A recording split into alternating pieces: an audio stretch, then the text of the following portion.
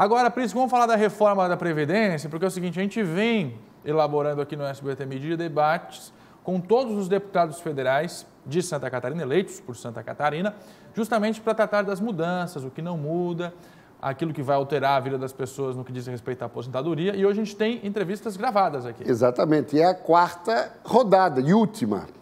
Reunindo quantos? 14 dos 16 federais. Apenas 2 representantes do PSL, que é Caroline de Toni e Fábio Chochette. Esses não conseguiram compatibilizar suas respectivas agendas com a programação do SBT. Mas hoje, na última rodada, temos 2 gravações. Uma feita por mim, com 2 deputados, comandante, aliás, Coronel Armando e Carlos Chiodini, e, na sequência, uma entrevista que você fez com Rogério Peninha Mendonça. Vamos, então, acompanhar aí essa última rodada. Muito bem, hoje a última rodada com os deputados federais de Santa Catarina.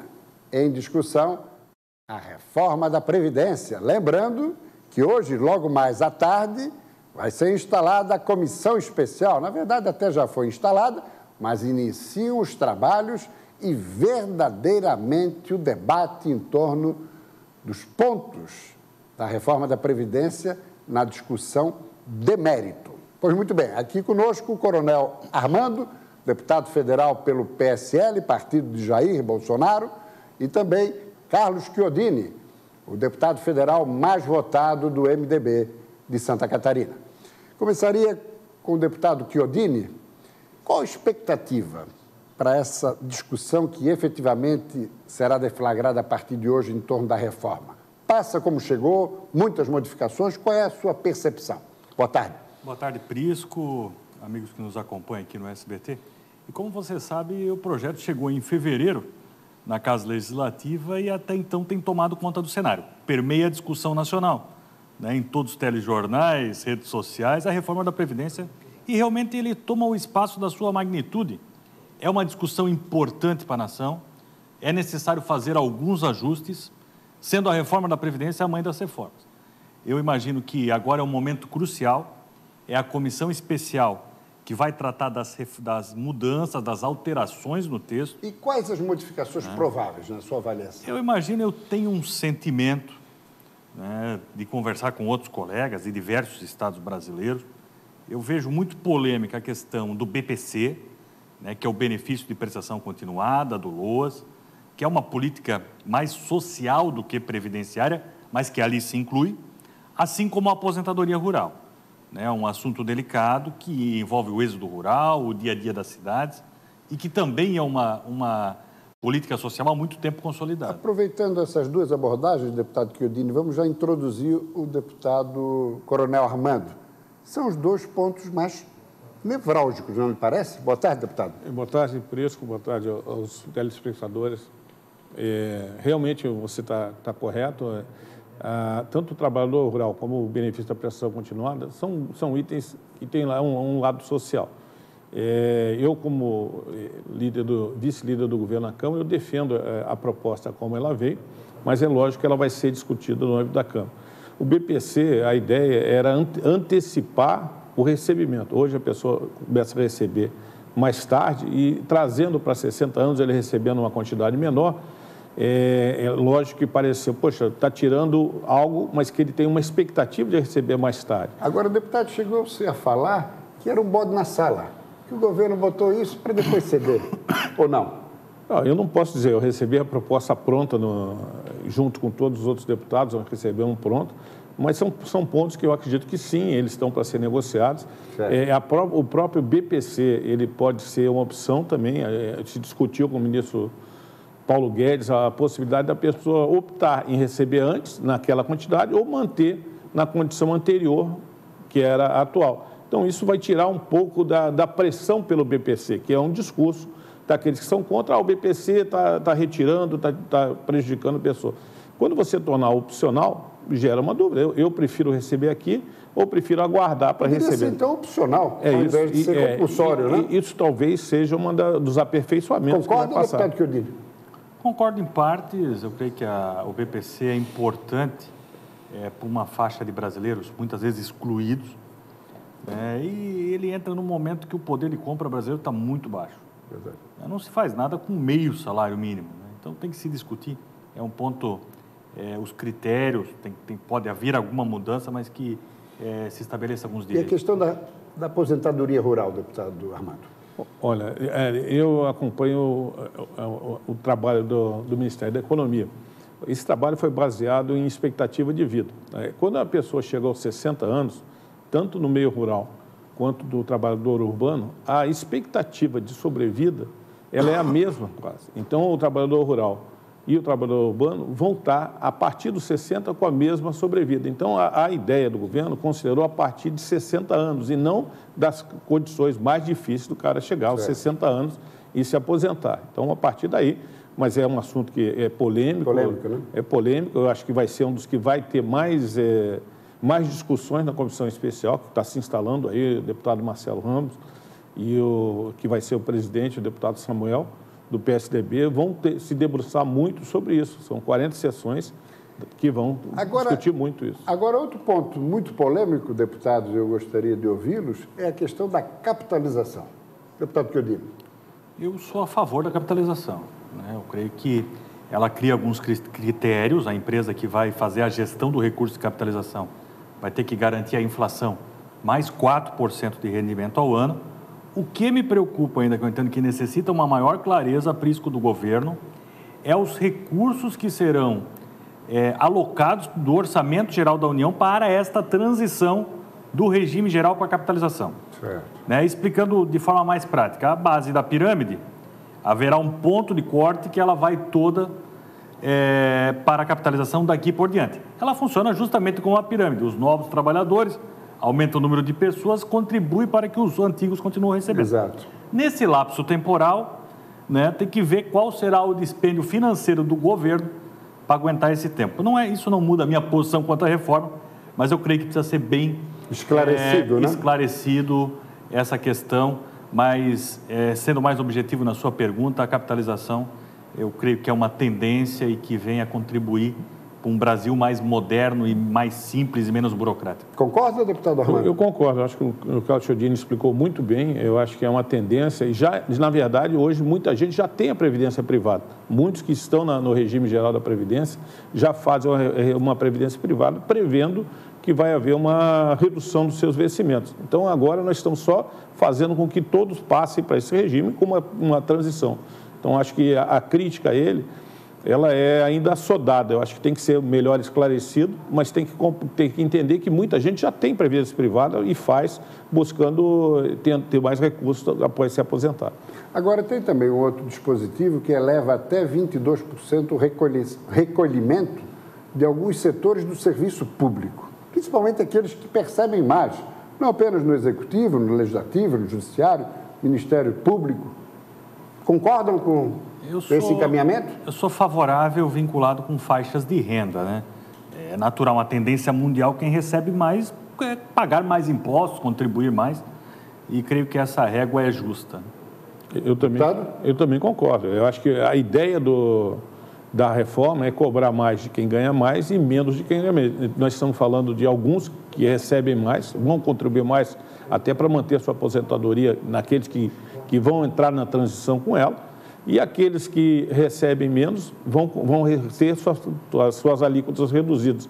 Então, é justo, sim, que quem ganha mais pague mais e quem receba menos pague menos. Esse é geral. E quem recebe menos é a maioria do pessoal. A maioria das pessoas no regime geral da Previdência recebe de 1 a 2 salários mínimos. Vai ser reduzido para esses as suas alíquotas. Então, acho que é justo e aqueles que ganham mais têm que realmente contribuir mais. Porque a questão da aposentadoria especial ela é questionável, não parece, deputado?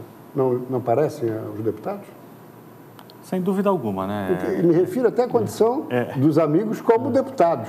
Não, eu abri mão, né, até é bom esclarecer, para ficar mais confortável para votar, eu abri mão da aposentadoria especial, eu optei pelo sistema do INSS, né, para fazer parte dessa massa da mudança do Brasil que nós almejamos, né? Eu entendo que a aposentadoria especial dos deputados e outras classes que existem, em que pede sejam fundos complementares, que o portador também contribui significativamente, mas ele vem em desencontro com o sentimento social, né, que nós vivemos e que o sentimento de mudança que a sociedade brasileira protagoniza. E o padrão isonômico é fundamental, né, deputado Armando? Eu concordo. Essa aposentadoria especial ela vai ser extinta, né? Nós vamos, só quem tem ou tem algum direito já ela, os demais vão ter todos no limite do teto da Previdência. Então, é justo, eu acho que nós não podemos nos furtar, contribuir para isso dentro do sistema que tem que ser mais igualitário. E o país não aceita mais privilégios para alguns setores, né, deputado? Com certeza, eu acho que isso já acabou há algum tempo, deveria ter acabado. Lá na Câmara, a gente está, eu e o Chodinho, estamos vendo lá ideias, nós pertencemos à Frente da Ética no Combate à Corrupção, nós somos contra a imunidade parlamentar, já não existe ela, da forma como se fala, o parlamentar não tem mais essa imunidade, só nas palavras, não de julgamento, isso ainda existe em outras categorias, mas não tem que realmente mudar, o nosso país está precisando dessas mudanças. Para encerrar, deputado Chiodini, até porque a população foi às urnas e deu uma sinalização clara de que deseja mudanças, né? Comportamentais, inclusive, né? Sem dúvida alguma, né? São dois assuntos que eu gostaria de encerrar aqui citando. Certo. A clareza dos dois Brasis que nós vivemos lá em Brasília. A gente sabe disso, o resultado das urnas mostrou isso. A mesma vantagem que o Bolsonaro ganhou aqui em Santa Catarina, perdeu no Norte e Nordeste. E lá em Brasília é muito visível isso nas bancadas, né? Há sentimentos regionais, há diferenças regionais que influenciam diretamente no posicionamento dos congressistas. Então, o governo precisa conversar muito ainda com o Congresso, garantir essas mudanças e provocar a união social para a gente ter um melhor Brasil, que no final não é bom para o Sul, para o Norte, não há essa divisão, é bom para todos nós e é o que a população espera. Deputado, muito grato pela presença e bom trabalho agora na Câmara nesse momento crucial da reforma da Previdência. Bom, satisfação tê-los aqui. Muito obrigado. Eu não sei se eu ainda posso concluir. Pode, evidente. Assim, a questão da Previdência é matemática. É isso que eu queria dizer. Eu estou na vice-liderança do governo e há sempre uma responsabilidade de quem é governo com as contas públicas. Eu participo de reuniões onde se discute cada lei, qual vai ser o impacto que ela vai ter. E a Previdência, eu comparo, a gente está dentro de um Titanic. Tem sinais que ela vai... claros que nós precisamos mudar a Previdência, o mar é revolto, tem nevoeiro, tem iceberg, e se a gente não fizer isso, em 2 anos, nós não vamos ter mais condições de pagar as contas. Vamos entrar em colapso.